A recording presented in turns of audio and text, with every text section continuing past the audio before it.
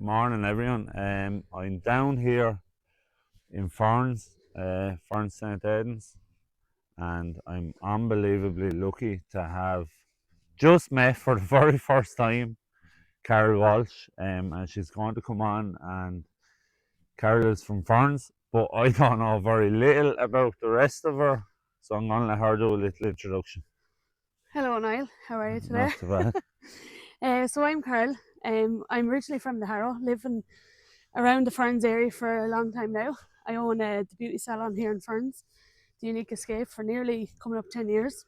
So I'm Buffers Alley and Ferns. Yeah, no, well, Monager Boulevard. Oh Jesus Christ! I Where's don't the know if I guy? should be doing this. It's okay, if we play with Ferns, we Right. stick with them. So I'm mum to 3 kids. Mia is 16, O'Shane 11, and Lucy is 3. Married to a soldier, so life is very busy. Yeah. It's all go at the minute. And yeah, we're just taking a stroll around Ferns GA pitch this morning. Deadly. And that was very low key introduction. But Carol has your own beauty salon, John. So Yeah, the Unique Escape, just down on Upper Main Street there. So I have 2 girls working for me at the minute. So yeah, just came out of nowhere really. Just Yeah. kept getting bigger and bigger, and fair play. so we're flying it. Yeah. And Upper Main Street in Ferns Ferns was the capital of Ireland at one point, and this morning it was like the metropolis. So that's why I was 3 minutes late as well. I got stuck behind the combine harvester and a tractor, so it was nuts trying to get here. But I was just saying to Carol as well before this, I've always loved Ferns. I love Ferns people. Yeah. My little cousin grew up here, and I've always had a connection with great friends from the hurling club, from boxing clubs, and I just think Ferns people are amazing. So I'd say you love living down here. Yeah, it's a fair community, and sometimes I don't think you realise how much support you have till you go through something Yeah, like that in your life. And when I say you feel a hug from the outside, it's unbelievable the support we've gotten from not only Ferns GA but the surrounding communities. yeah. It's such a lovely little village, and No, it is. It's beautiful, but we're touching on it, but we haven't went into it. So, Carol has. I've only heard. I knew a small bit, but not enough. And we've been talking for the last 10 minutes, and I've actually had to say to Carol, "Shut up and hold on to some of this." But her story is, honestly, it's phenomenal, and fair play to you. And I'm quite happy that you're willing to share it, because I've no doubt in the world this is going to help people. So this is where you can cry, kick me, or do whatever you want, but this is where you tell your story and your journey. okay. Well, I suppose it all happened about just over 3 years ago, when all the COVID lockdowns and everything happened, and sure, the world went into crisis. And we were trying to conceive little Lucy there for a number of years, with Oisin being that little bit older, and we didn't expect it to take us as long. But me being stubborn, me was like, I'm never going to give up on this, so I'll always get what I want in the end if I just keep tapping away at it. I think your husband thought the same thing, so he was happy enough with the tapping away. I love an old challenge in life. So I suppose what happened was I ended up conceiving Lucy, and we manifested to get her there. I just kept saying, do you know what, I want this child, and you had to sit back and allow the universe to give you the child, but it was going to be a journey. I didn't realise what kind of a journey it ended up being. But anyway, when I contracted COVID when I was pregnant on Lucy, and being an asthmatic, and I suppose after having 3 previous miscarriages, I was sort of anxious enough to, what was this going to do or whatever. After being hospitalised with it, it's kind of like, no, everything's okay. We're going to send you home, see how you get on. The baby seems fine. We'll let you be. And even alone with the trauma of miscarriages, that's scary. Like. I just kept saying, as long as the baby is okay, I'll be okay. And being at home with that for 3 days, I just couldn't breathe, and I just said, no, Sean, I actually just can't breathe, so let's get this checked out. So being admitted to hospital again, I was in for 2 nights, and suddenly the oxygen levels just kept dropping, and they were like, no, we're going to make the decision to deliver the baby. Can you imagine how frightening it kind of was being in a hospital all alone? You weren't allowed anyone in at the time, of course. Oh, a horrible time to be in Yeah. hospital, yeah. And it was like a scene out of Grey's Anatomy, if you remember that programme. Yeah.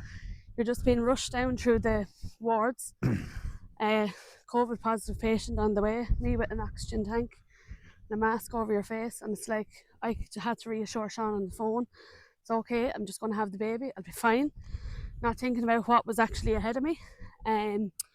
So the last thing I would have remembered clearly was being brought into theatre, oxygen mask put over me, and that was the end of it. Next year into a different dream. Right. And it was actually, the doctor was unable to ring Sean. He was devastated over having to share the news with Sean. So it turned out my sister's actually a midwife in hospital, so the doctor had rang her and had to ring Sean to say Carla's had the baby. It's a little girl, we didn't know what we were having, but Carla has had to be put into an induced coma. Right. Her lungs were just too bad, so we've had to put her to sleep. So you can imagine, Sean was at home, we were other two kids, he wasn't allowed down to see us. I was in ICU up one corridor, and Lucy was actually in the baby The premature neonatal ward, yeah. So I remember little bits of waking up at different stages, but to be honest, it doesn't be very clear. You kind of don't know where you are. You're kind of agitated. Remember at one stage my sister was holding my hand and I just kept saying the baby, the baby, the baby. She's like, the baby's fine. Then you're in and out of dreams, really. I kept saying, just get me out of here. I cried for Daddy. Daddy was the first person I cried for, so poor Sean thought that I actually had forgotten him and lost my memory and everything, but you kind of go back in time. Well, I did in my induced coma, so I don't know what it meant, but you go back to, it's really strange. And then I remember this journey, which is really strange.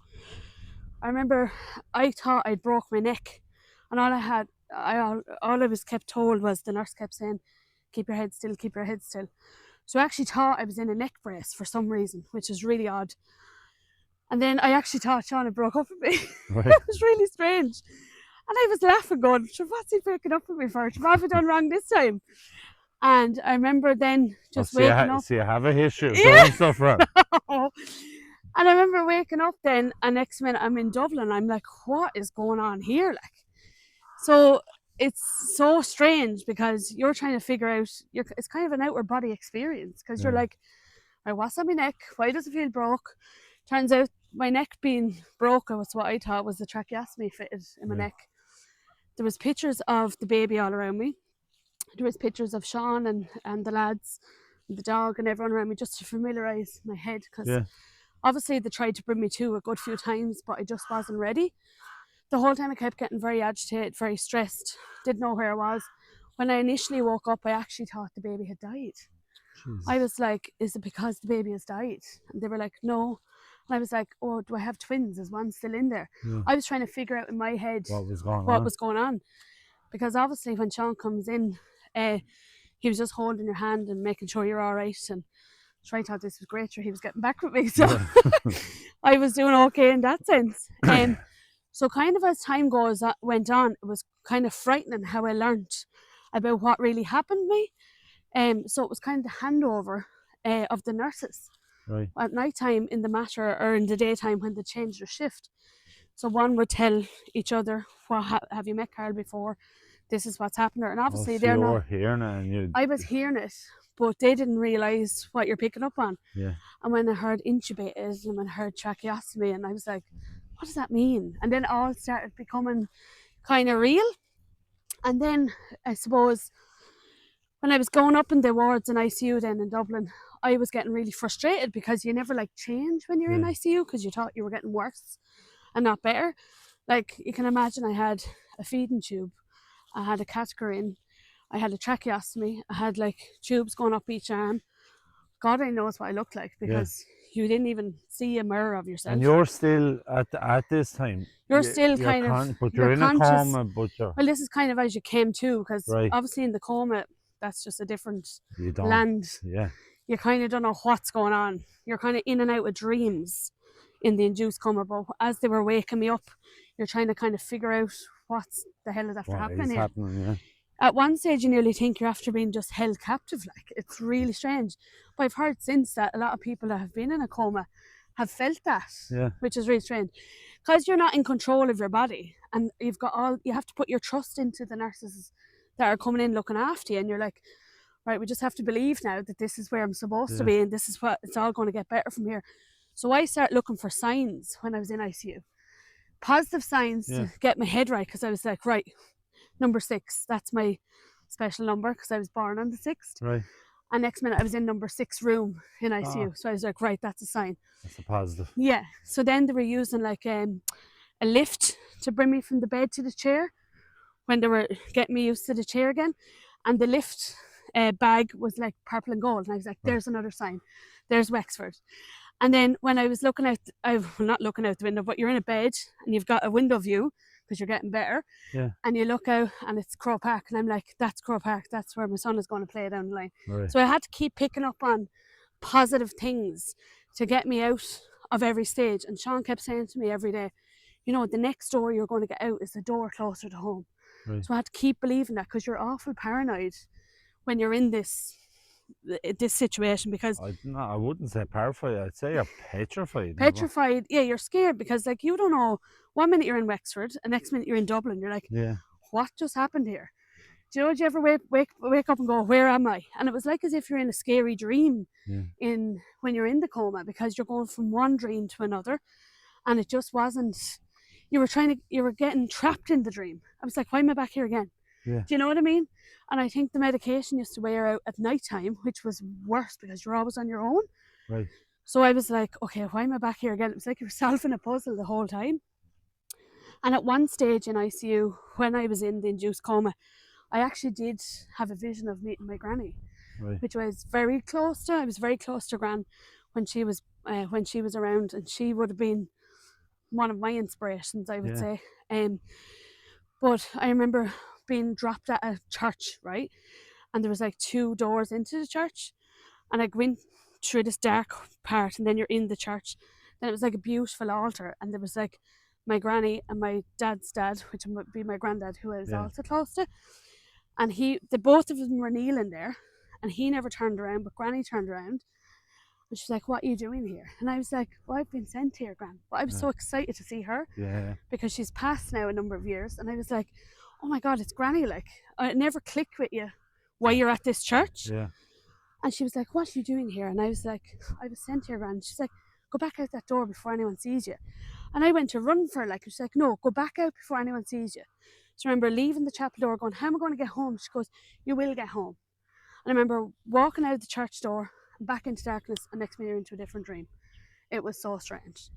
I don't know if that's strange. No, I have a massive faith. Yeah, 100%. And you obviously have this, you believe in stuff outside of us as well. Yeah. So yeah, and she always had said to me, you've a gift, don't ever lose it. But I just thought it was grand having too much powers.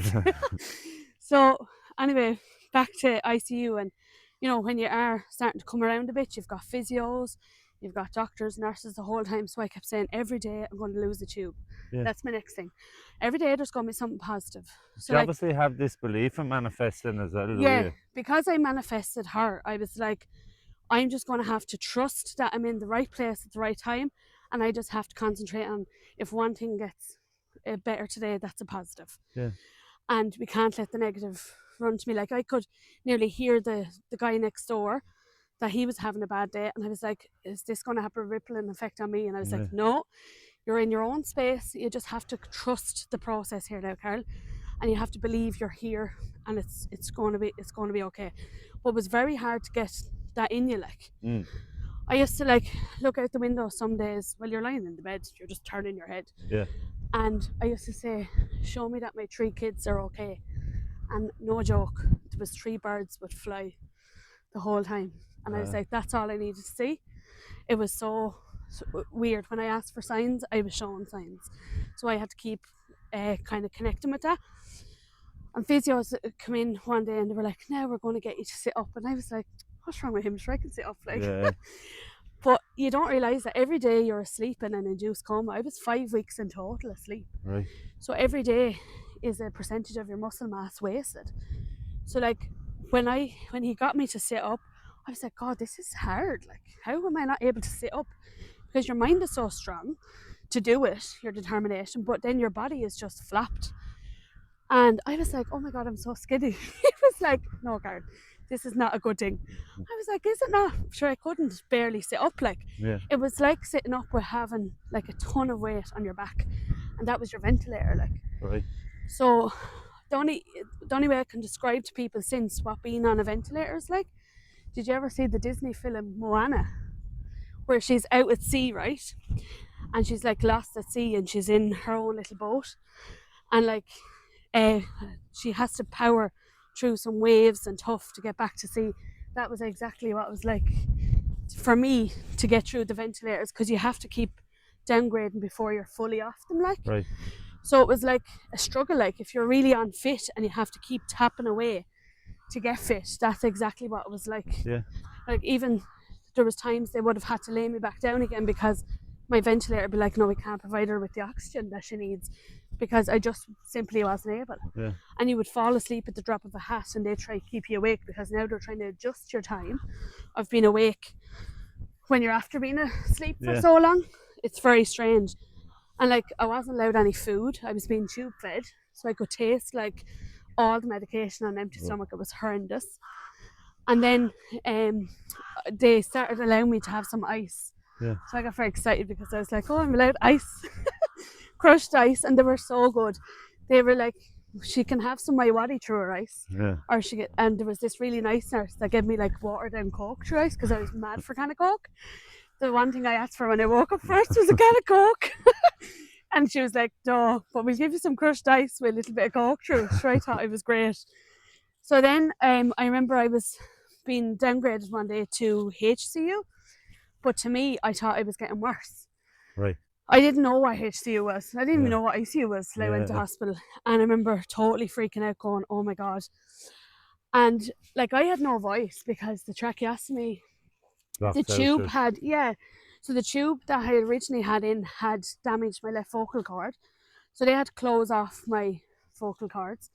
And then my tracheostomy was fitted, so that had to heal your vocal cord. Right. So it was so strange. You had to lip read everything to the nurses, like. So it was really, really weird. Yeah. So like, waking up with no voice, not allowed to eat, it was like, what am I in here? Like, what sort of an institution am I in? So when I was being brought down to HCU then, that time being downgraded, I thought they were actually going to put me asleep again, because the fear of God is in you every time they come near you. Like, am I going to sleep again? Is this what you're doing again? So obviously you remember certain parts of it, you know? Yeah. And every time they come in to x-ray every day, the girl would be like, date of birth, and I'm like, does she not know that I know my date of birth again now? You're getting annoyed and You're frustrated. getting annoyed, because you're like, oh my God, I know my date of birth, does she not know I am? But then they'd ask me, when was Lucy born? And I'm like, I don't know. I never knew her date. Yeah. I never knew. I was like, I knew it was a girl, I knew her name was Lucy. Don't know how anyone told me that, but when I woke up, I knew I had a girl, I knew her name was Lucy, and that was it. And I remember I used to cry, going, she's at home, but I'm not well enough to be at home with her.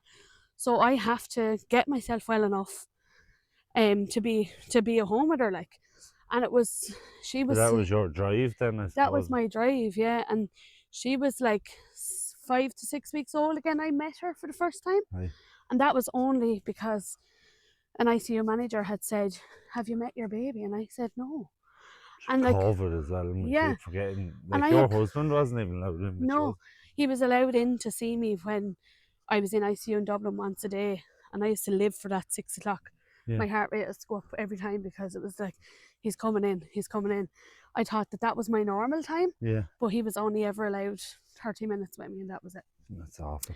So he used to rub my feet or try to talk to me, but I was lip reading back to him, like, you know. It was very frustrating, but that was my little bit every day, and I was so grateful to have that. That was your solace, like. Yeah. That was... So Lucy was able to visit me on the Sunday, and I remember, like, the first picture you have of your baby is not ideal in ICU. You're in a special chair.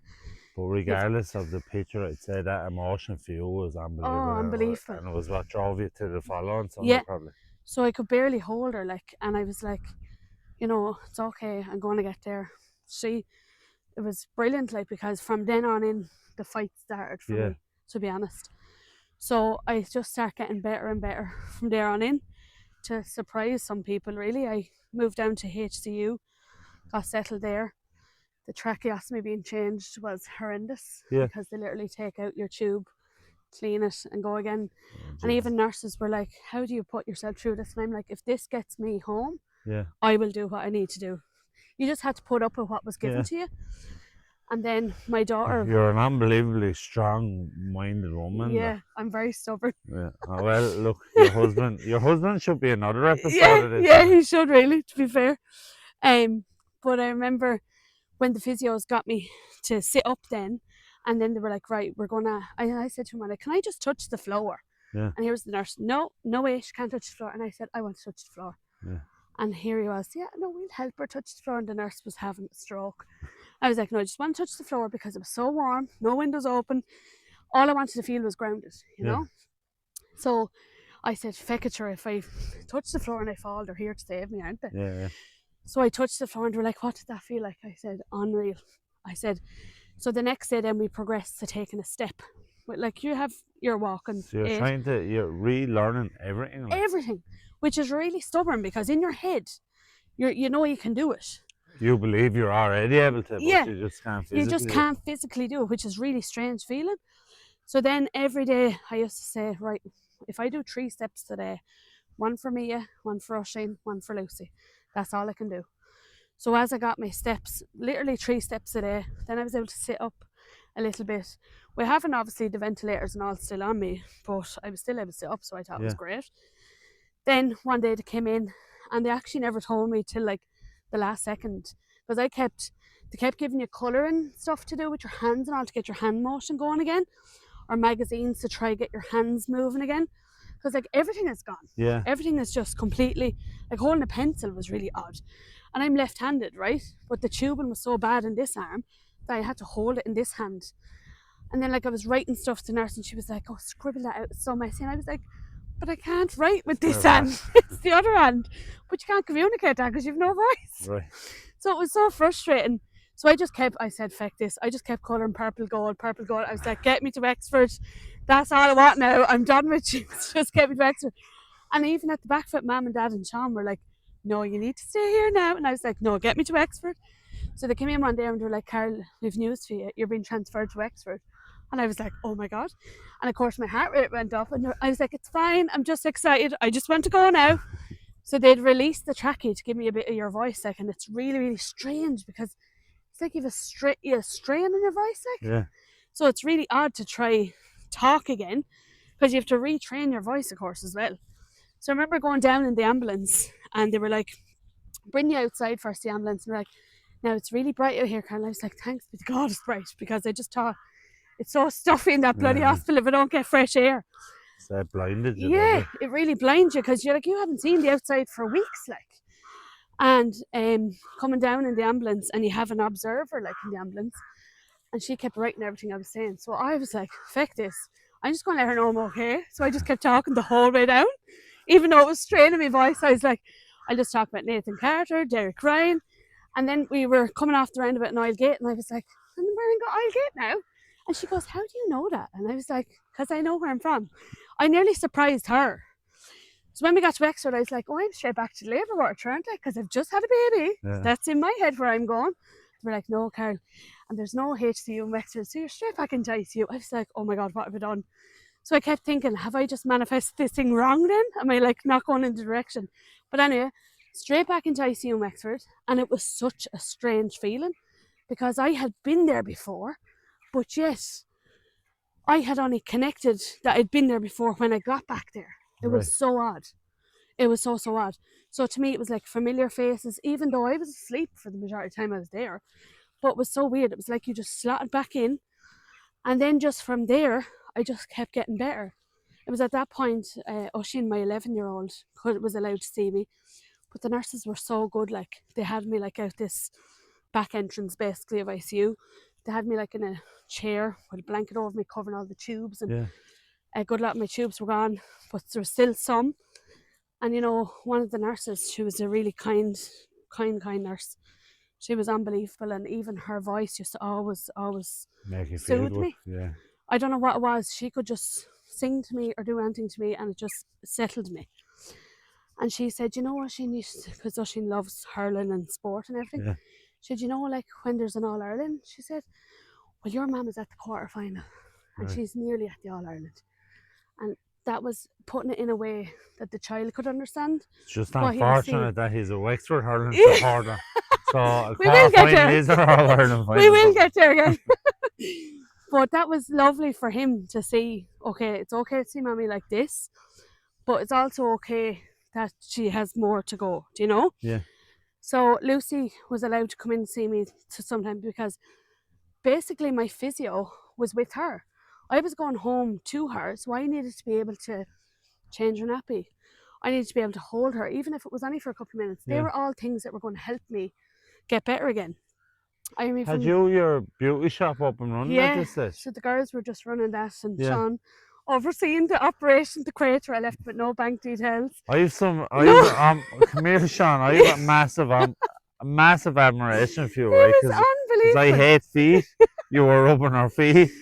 You're running a beauty shop, and you're being daddy and mommy at home. Fair play to you. Oh, he was just unbelievable. And he'd often say to me, like, you know, did it annoy you, Carl, that I was the first to meet Lucy? I said, no, Sean, I actually would have been more annoyed if you didn't step up to that mark. Yeah. Because how lucky was she to have her dad? And Yeah. with being army trained, he was so bloody rigid. I was like, hug her. And he was like, no, put her down now after a feed. I was like, oh, hug her though. She just wants her mommy. Hug her. And my sister, like the midwife, she was another tower of strength. Yeah. She just totally stepped into the role and just went, right, this is what has to be done. She took photos of Lucy just to take over, like when they'd take turns with visiting me. Yeah. She would be there to make sure that I was happy with someone close to Lucy being there Yeah. when Sean was in with me, or vice versa. And it was unbelievable for everyone. Like, I didn't even know the half of the support that was nearly behind me. Yeah. You're nearly like mortified going, oh my God, does people know about me like in this state? Which sounds ridiculous, but at the time you're just like a bit overwhelmed by it all, I suppose. Come here. How you couldn't be overwhelmed? Yeah, with it, you know, Jesus. you were this little girl in a room and you were like lost. Yeah. Going, all my intentions is to get 3 steps today to get me home. Like, Yeah. so from ICU then I actually got really quick, really well. I was just stubborn. They kept trying to throw me jigsaws to use my hands, and I said, Yeah. no, hold on now. Just give me a tweezers. As I said, if I Here's the can't use a beautician tweezers, now. if I can't use my tweezers again, you know, what's this all about? Like, so I used to sit there all day tweezing. Now it would take me the whole day to tweeze my eyebrows because you'd have to have intervals. Yeah. Then a tube would fall out, and then they're like, oh, here she goes again. We need to get that back in. And you just kind of got used to your new The daily. damage has been caused on the eyebrows. That she's wearing sunglasses to block them. No. But so I got moved then from there up to a ward, and it was actually the ward I was originally admitted to when I went into hospital. And you know, they tried to put me back in the pod, and I said, no, hold on now. I said, I can't go backwards in this journey. I have to go forwards. So they gave me a room of my own. In fairness to them, they were so nice. But like, this room became my life. Yeah. Like, I was there for so long. I had teams of physios, doctors, dietitians, all coming into me. And it was basically like, I saw no one, only them people. So they became your support. Like, Yeah. Sean was allowed in every evening from 6 o'clock to 7. That was it. Lucy had an appointment one day down there, and they put me in a wheelchair and pushed me up to and I still had my trachea in me, like, and the feeding tubes and all. But I was determined. I was like, just let me up to be with her, because I kept saying, no, if I have to be her mammy. Like, I can't just not You were grieve for. conscious of Yeah, not having that bond. I as kept well. saying, please just let her be small when I come out of hospital, because if she's gone too big, like, what's this all about? I waited for so long. So I remember looking on the back of my bathroom door, right, and the cleaning rotor was on the door, and it was running up to Halloween. And I said, I hate Halloween. Anyway. I'm not a big fan of it either. No. And I was like, I'm going to be out here again Halloween. That's it now. I'm going to be out here. You won't see me in here at Halloween. And you know, Daddy and Mommy hadn't seen me since I was in ICU. And they were like, no, Carl, you'll have to be patient now. Yeah. You'll have to listen. I kept saying, I listen, but I won't be here. And Sean kept saying, you know, it's okay if we have to spend Christmas here. And I was like, no way am I spending Christmas here. Not a hope. So I think every day I just kept saying, no, I'm going to do something different. I'm going to start losing these tubes. So I got the colouring books out. I done that. It was distraction was the best thing for your mind, because if you let your mind idle, I was up against the wall some days, holding the wall for support now, but I was up against the wall doing like... Steve got you. What is it? I was like doing press ups against the wall. No, I mean to say 2 or 3 press ups. Yeah. I was like, I need to do little things to keep my body moving and keep my hands going, because I ain't gonna sit around here and just look at telly all day and wait for doctors and nurses coming out to you telling you what you're going to do next, you know. So it was really strange, because you want to have visitors. I didn't want to be on my phone too much, because that actually wore down your energy levels. So I used to actually start stripping my bed every day. They were like, does your bed need to be changed every day? No, but it took me about 4 hours to dress the bed in intervals, so I could actually that was another task I was doing. Yeah. Every time I get better at. Then if you wanted to have a shower, you had to have 2 nurses. So one day I just was like, feck this, and I mean to say it could have took me 3 hours to get the commode into the shower. I used it for lean and support, showered myself. I was nearly gone to a stage where I was doing everything by myself. Yeah. I probably wowed the nurses a little bit that I was so independent and so strong, but I was just so determined to not miss time at home.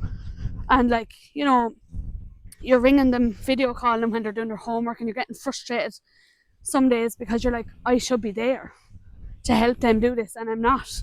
So I suppose that's what gave me the drive to keep going. I remember walking to a physio appointment one day, and this doctor stopped me on the corridor. I had no idea who he was, and he was like, are you like Carol Walsh? And I said, yeah. He was like, geez, Carol, you're walking. Like, he said, you know, what's going on now? I mean to say walking was not... Yeah. I wasn't properly walking. I was getting up there, linking someone's arms, and he was like, you're just unbelievable. And I said, well, I'll be somersaulting next. So I always tried to better myself the whole time, you know. When I was there, I just refused to give up, and the oxygen kept getting better. And then I start losing kind of the trachea. Morning, everyone. Just back down here in Ferns to finish the second part of this interview with Carol Walsh. I've learned from her. I'm wearing sunglasses because it's absolutely splitting the trees here steadily. But Carol, so if your memory is way better than mine, you can pick up where we are. But just to say that the first part of your story is unbelievably inspiring. You're a powerful woman. Powerful woman. I'm saying that because I'm 5 minutes late and I'm petrified of her as well. So. Does no harm to have a man afraid of you, does it? That's how we keep him in training. It takes 2 parts to this story to get it all out, doesn't it? But yeah, so where were we? We were back in... Your trachea was coming out. Yeah, we're back in Wexford General, getting moved up the wards, and you know, every day was getting longer on me. You're getting more frustrated. You're afraid to nearly ask at this point, could you go home? Because... Yeah. And do you think, was this harder for you than harder because you're more aware. You're like, you know, you're more determined. There's days you're like, oh, am I really this sick? Like, I'm here doing 4 press-ups against a wall. I'm able to go out like every evening for a little bit of air outside with the nurses. But I was so determined to keep going. You had your routine. You knew when the doctors were coming. You knew when the physio was coming. You even knew what bloody biscuits were on with your evening tea at this stage. You were waiting for the trolley to come. And your 6 o'clock visit from your husband was getting like a date night at this stage. We used to sit in bed watching Benidorm because we were like, I need something to just be funny and to be laughed at. So as days went on, tubes started coming out in more places. So that was a good sign. Everything was starting to be released. The tracheostomy had to be reduced because it was very overwhelming for the whole trachea to come out at once. Yeah.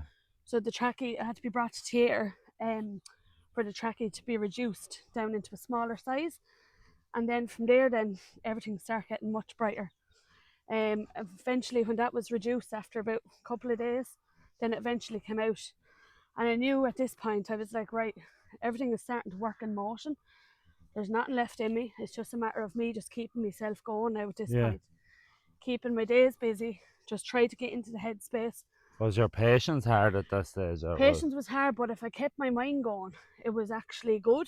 Yeah. Like I would do a word search. I would listen to music. I would dress the bed every day. Yeah. I would clean up around the room because I was in a room on my own. I even got to know the canteen ladies on their first names. Yeah. Like I had nurses coming from different wards that were like, "Are you the Carol Walsh?" At this point, I was getting posts to the hospital. I was there that long at this point. Jesus. It was so strange. They were bringing me posts. I was like, "What is going on here?" So, trachea came out and they left me for a few days. Stats were good. Oxygen was good. So then I actually braved myself up one day and I just asked the doctor, can I go home? Yeah. And she was like, now bear in mind previously when I asked her this, she nearly ate me. So I was like, okay, I'm afraid to say this, but here goes. I'm going to ask. I was like, is there any chance I can go home yet? Not expecting her to say yeah. And she went, yeah. And I went, oh my God, I can actually go home. So trying to be like calm in front of her and composed, because I was like, if my heart rate goes up or if something goes wrong here now, she could change her mind. And you know what way doctors are? They could say one thing to you and then they could, mean something else. Yeah. So I was like, right, Carol, try to be real cool now and just chilled out and say nothing. So I was like, I'm not going to tell Sean yet. I'm just going to take this moment and just see, because I know within an hour I had everything packed up, ready to go. So the bed made everything. So the physios had came around to say, they're getting your discharge notes ready. And I was like, is this real? Like, is this real life? Am I actually getting to go home now? And he said, Carol, we just have one more test for you to do. And I was like, oh Christ, what is this? Because in my mind, I'm after battling all these challenges to get to where I am today. That was always my end goal. If I pass this challenge, I'll get here. If I walk this far today, I'll walk this far tomorrow. Yeah. So it was always like, I was like, what next? And he was like, well, you have a stairs in your house and we need to see if you're able to climb a stairs. And I was like, oh God. I was like, yeah, no bother yet. So I was dressed and he came to the door. He said, I'll be back in an hour to get you. And I said, grand, yeah. So in the meantime, rang Sean. Sean was like, are you sure you're coming home? Like, and I said, yeah. Now I said, you can tell Mum and Dad, because Daddy, being Daddy, was like, no way. She's not coming home. She's not well enough. But bear in mind, he hadn't seen me since I was in ICU coming back from Dublin. So it was quite scary for him, because he seen me on video call, but he didn't really see, what progress I had not made. Being smart for your poor dad, all you'd see is the tubes. Do you know what I mean? Yeah. Like, even when I was video calling Dad in the evenings, I didn't realise for ages, but they used to say I'd video call at the same time every night. Yeah. And they always did the rosary every night. Right. So everyone gathered at my house every night doing the rosary. I didn't know this. So when I would video call, they'd be like, oh, who should wave the Holy Mary and all off the table? Because Carol would freak out. Because I wasn't clicking with, what is wrong with you? It was like, so then my phone, I could connect to the Alexa at home. Yeah. So Daddy used to think I was real cool because I could actually play a song through the Alexa for him. So I used to say, because songs meant so much to me. Yeah. So I used to say to Dad, this one is for you now, Dad. And they're all sitting around the table, his brothers and sisters and Sean and whoever else. Everyone was just gathered there every night. But I never copped why everyone was just there. I was like, that's lovely now for them. And I'm in here in the hospital. And you know that song, Storms Never Last? Yeah. I played that for Daddy because he always said to me, don't That's forget the one you want to sing, is it? Yeah, I do not want to sing it. I leave the singing up to you. Storms Never Last. And I always played it when I was in during the day going, right, storms never last, do they? And that's what I kept saying to myself to get me out there, Yeah. So Sean had rang Mum and Dad and they were happy enough because Sean was like going to check with the doctors, was the x-rays okay? Was everything okay in the background? So I was there parting away, getting my room ready. I was like, this is great. Pretend now, Karen. You're okay, you're cool, calm, collected to get out of this place. So the physios came after about an hour, knocked on the door. Are you ready, Carol, to go for this step thing? And I was like, yeah. And he came to the door with a wheelchair. And I said, where are you going with the wheelchair? And he goes, you'll have to get in this now to come up the corridor. And I said, no. I said, I'm not getting in that wheelchair. Yeah. And he said, no, Carol, you may get in the wheelchair, like you have to. He said, you won't be able to walk up the corridor and then do the steps. I said, I am not getting in the wheelchair. I was adamant. He was like, okay. And the poor chap, I'd say he was like, whoa, I won't argue with this one. So he literally pushed the wheelchair behind me. I said, you can do what you like with the wheelchair, but I ain't getting in that. Because I said, I ain't taking a step back here to go backwards. So we went up to the corridor and I seen the stairs and I said, well, here goes now, lads. If I get these 2 steps up and 2 steps down, I'm going home. And like to you, that might seem nothing because we run up and down stairs so randomly. Like up I went and back down I went. And I don't know who carried me that day up them stairs and down them stairs. I was so alleviated that I was able to do that because I was like, that's me getting out of here. That's my ticket, lads. I'm out of here. So I came back down. And of course, the dietitians are in to see you. More doctors are in. They're like, she's going home, she's going home. And I was like, yeah, I am now, lads. Don't change your mind. I'm packed up, ready to go. So they were like, right, tell Sean 2 o'clock or something, right? So I was like, grand. I said, now, I ain't going out the front door here. Because at this point, I'm really overwhelmed about how many people know me. Yeah. Like I was getting posted to the hospital. I would walk to the shop with Sean in the evenings. I'd get the wheelchair to the lift and walk down to the shop in the hospital just to get my steps up, just to get my oxygen up.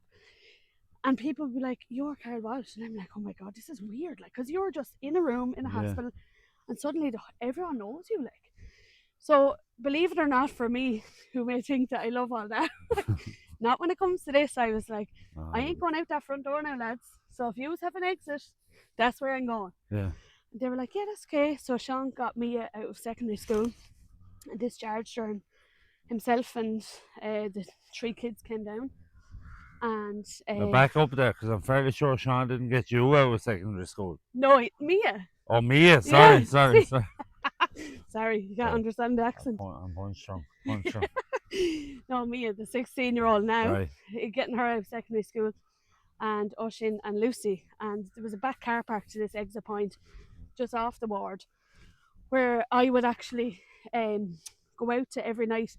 The nurses were so good, like they would get all the other patients to bed and I used to say, don't forget me now, I need a bit of fresh air. They used to be like, you're so country, Carol, because you love your fresh air. And I was like, get them off to bed and then come and get me.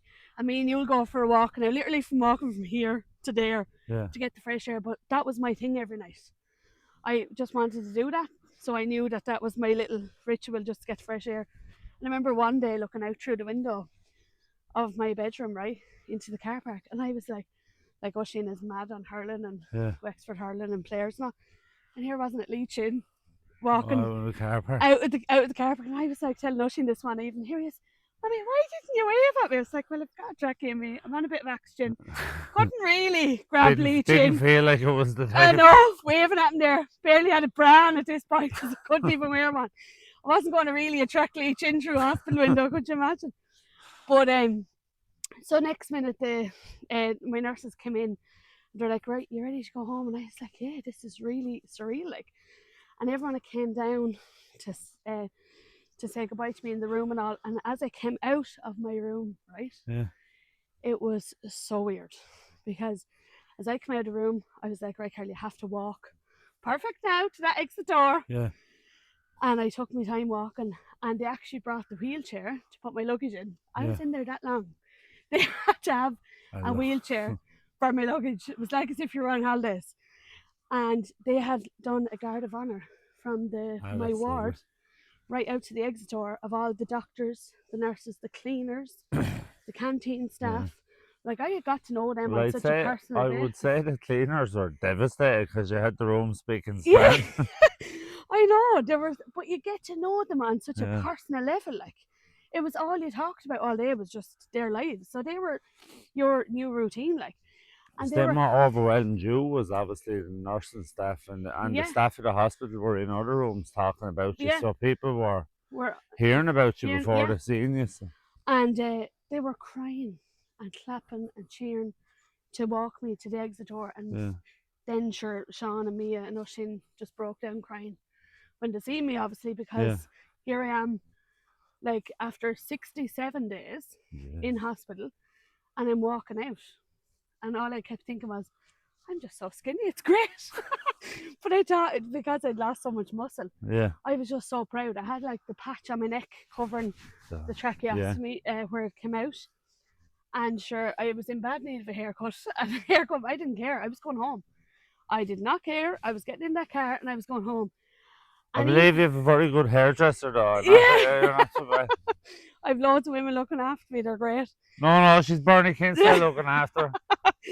But what you call it? When I came home, coming home in the car, even like it was so weird. Like it was unbelievable. It was so strange coming across the bridge. Like even being in a car again Yeah. was so weird. Like Then you because forget that you've done none of that I've for the done none car. of that. Yeah. So like it was so strange. I kept looking and like I kept looking, going, "Is she all right in the back there, Lucy? All right?" Like So just not even like is that where you are is phenomenal, right? But just because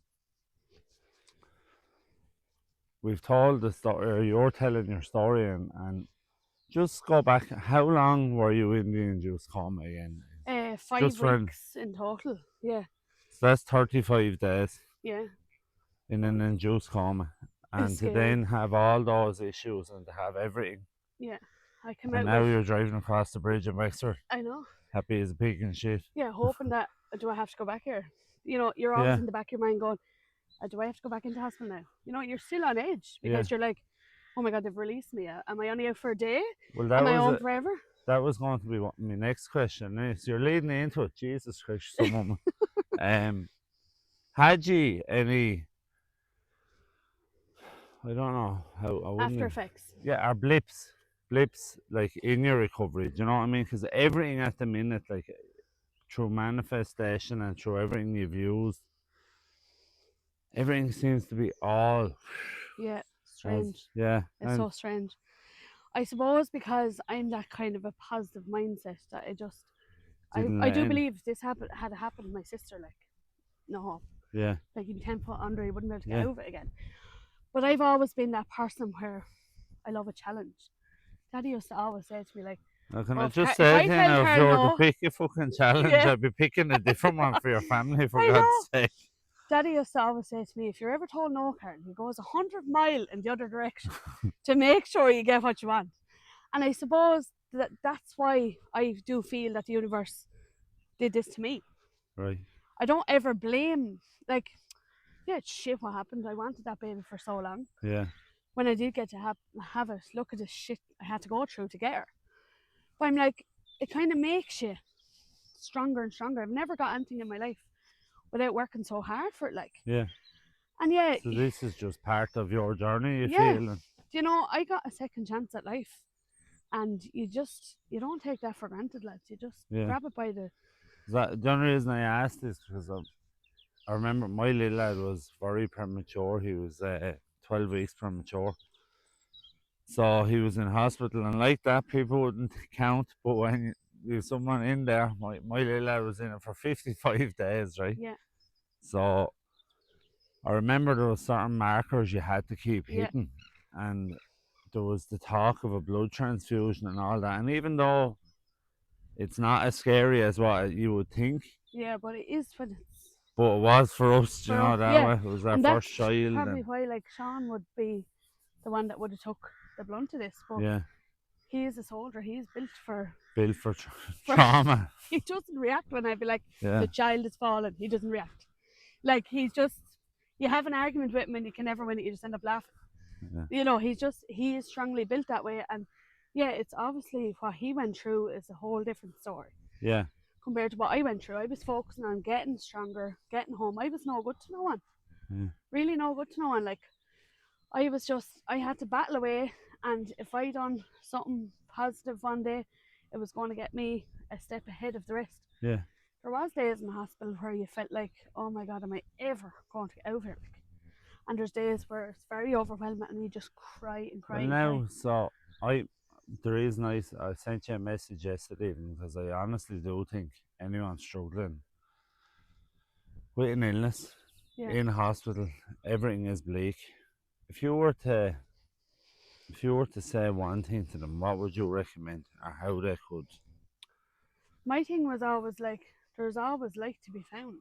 Yeah, Like even when I was in the matter, right, and they'd have the blinds down, I was like, let up the blind and let there be light, lads. You have to always constantly search for something. There has to be something there to pull you out of it. It's only going to be for a second. Just you need to find something positive in life to just get yourself up and And go. did you always have that power? Was Yeah, that something you always were, I would, and or there's has it been galvanized since you were sick, maybe? no. I have to say, like to me, like when I came home from hospital, like even the likes of making Lucy's bottles were such a struggle. Yeah. I used to be like so frustrated, going, "Why can't I get this?" And I was like, "Hold on now, Carl. Take a step back now, and we'll do this slowly. You have to just start from the start and Yeah. build yourself up. And even putting the tit into the lid on the bottle, Now, I thought we'd that was get through all." today with you keeping it PG, and now you're throwing tits in, and you're on about Lee Chin but seeing you without a bra. Here we go now. but like you don't even realize what work I suppose had to happen when I came home from hospital. Physio was like to me was hanging her clothes on a clothes horse or batting her. Like Yeah. I could never bend to the floor because I would fall. Yeah. So Sean would have to have the bat on the table and we'd have to just work around things. So I do believe that I got better with her. She was my physio from day one because I had to be her mammy, and there was days where I couldn't even hold her. She was so heavy to me. Yeah. But I kept saying, if I do this 100 times, it'll get better. So you had to be very stubborn. Like there was one day in the car with Sean, and we were driving through the village, probably after dropping the lads off to school, and I just broke down crying. And Sean was like, "What's wrong?" And I said, "Oh my God, you see that girl out pushing her buggy?" Like I said, that's what I thought it was going to happen for me, because when you get pregnant, there's the excitement. Yeah. You're pregnant, and oh my God, I'm going to have this baby, and then I'm going to be out here now, dropping the kids off. I'm going to be able to go for my walk, do all this. You have all this image in your head, but it just shows you whatever life throws at you, it just throws you in a few different directions to go around it. And like what I actually did, instead of being able to go for that walk, because I had a little issue with my right foot when I came out, it was like a plantar fascia. It was like the muscle was just Faded away or something. yeah, because the muscle dissolves so bad when you're in the induced coma, when they were regrowing. Like it obviously was just hard to get that muscle back because it was weight bearing when I went into hospital. And as you lost all the muscle in the coma, and now the baby's out and you're not weight bearing, but it's all building back up again. So there had to be a struggle. So what I used to do, instead of wanting to go for that walk, I couldn't push the buggy. Like Yeah. I used to actually throw on a bit of country music on Alexa and dance around the kitchen with her. And I thought that's my ritual with Yeah. her.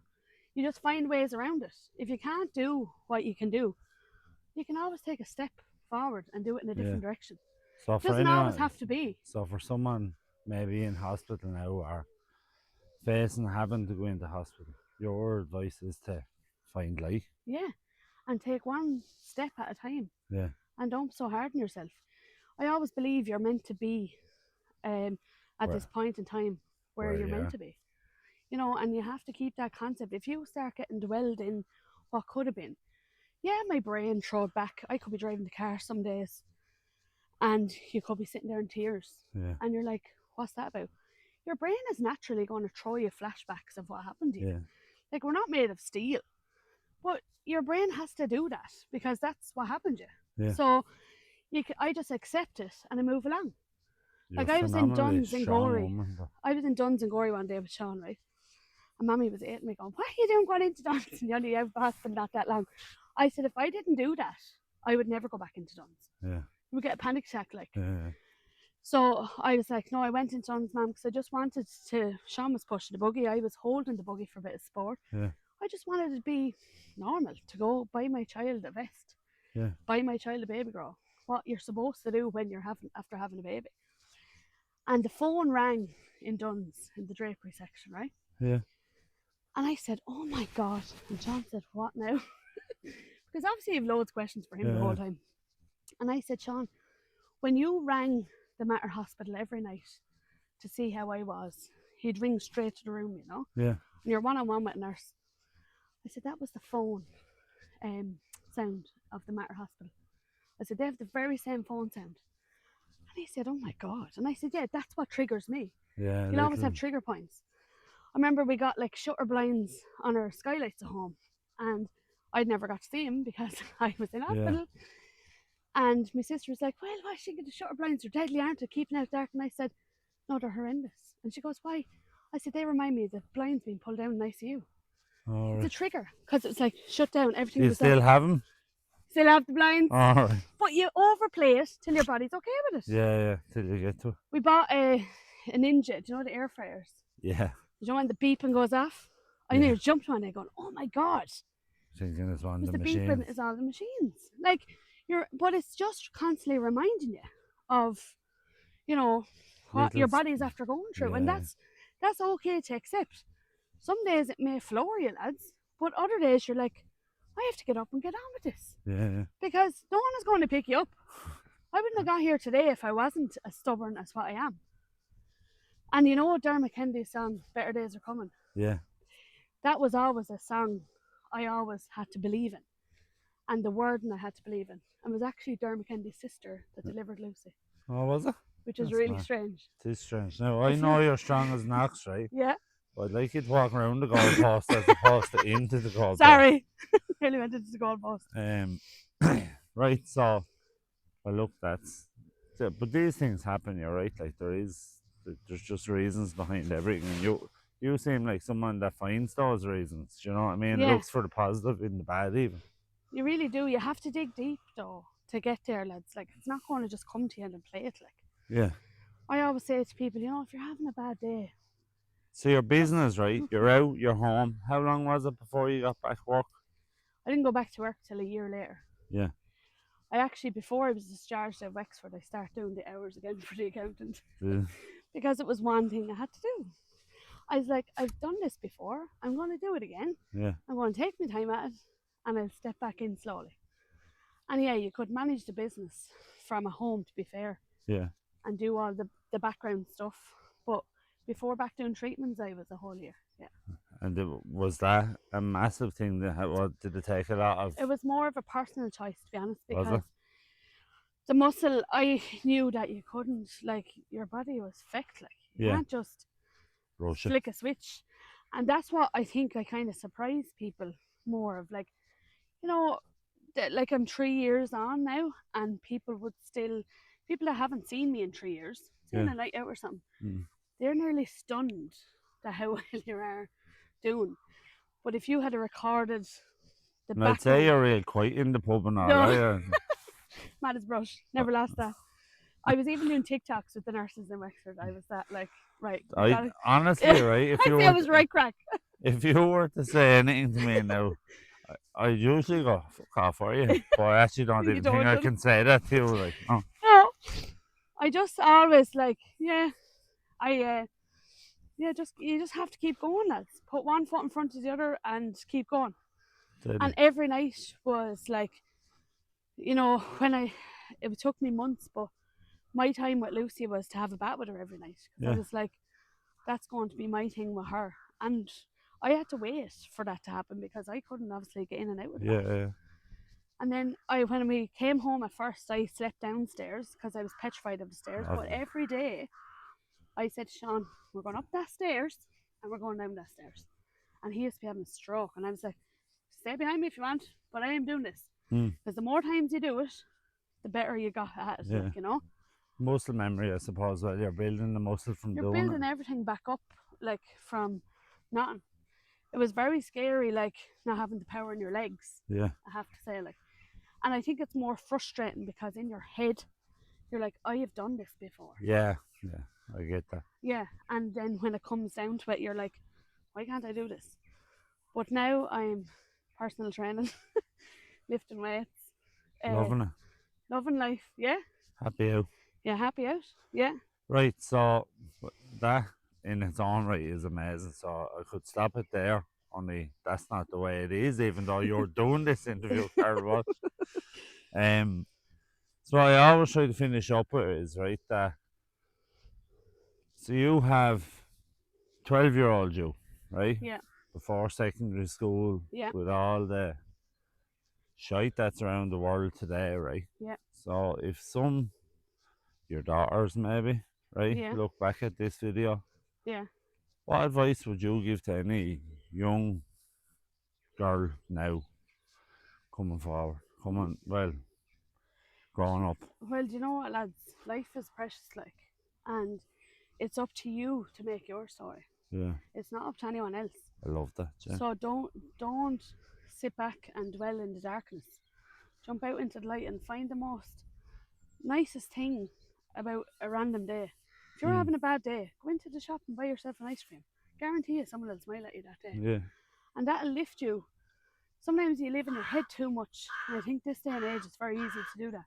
The social media and has stuff. Yeah. chronic. Surround yourself in nature. Like, it's unbelievable when you actually ground yourself down and go, Yeah. well, this is my life. I've only one go at this. Like, Yeah. you know, True. I always believed when I was in coma land, I wasn't going anywhere. I don't know what we're all praying for. But I had to fight so hard to get back to shore, as I said to you before. I was like Moana in the middle of a sea. Had to fight back to shore because Like Carol is talking about stuff, we're not 100% sure if we have that anymore, but she did talk about Moana previously. yeah, I said that being in a coma, to me, if anyone says to me, what was it like? Because, you know, people are always really intrigued. Yeah. Like, do you ever see that film Moana where she's out in the sea, out in the ocean on her own, and she's struggling and wondering, she's lost and she can't get home. And that was exactly how my journey went. I felt like I was that far out to sea. It was a struggle and it was hard to get back home. But looking back now, listening to your story, you were in a fucking power boat. Yeah. And you were driving it. I think I used to actually frustrate everyone so much because the head was so strong. Yeah. And you literally have to. That's something you should be so proud of. That. Yeah, you have to be strong-minded in this world. Like, you can't lie down. Well, then, to wrap it up, right? So I do everything. Your whole story is positive.